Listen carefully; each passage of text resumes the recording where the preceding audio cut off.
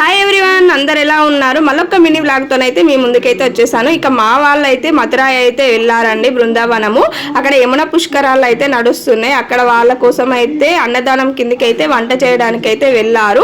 అక్కడ వాళ్ళ కోసం ఎన్ని రకాల ఐటమ్స్ చేస్తున్నారు అండి. మార్నింగ్ వచ్చేసి టిఫిన్కి అయితే దోశ చేసేసారు. ఆఫ్టర్నూన్ లంచ్లోకి అయితే చాలా రకాలు అయితే చేస్తున్నారు. ఎంతైనా మన ఇటు సైడ్ ఫుడ్కు అటు సైడ్ ఫుడ్కి అయితే చాలా డిఫరెంట్ ఉంటుంది. ఇక మన ఫుడ్ అయితే వాళ్ళైతే చాలా మెచ్చుకుంటున్నారట. ఎందుకంటే ఎంతైనా మన ఇక్కడ చేసుకున్న ఫుడ్కు వేరే స్టేట్ చేసుకున్న ఫుడ్కి అయితే చాలా డిఫరెంట్ ఉంటుంది. వీళ్ళు చేసే ఫుడ్కి అయితే టేస్ట్ అయితే చాలా బాగుంది అనేసి సన్మానం చేసి పొగిడారట.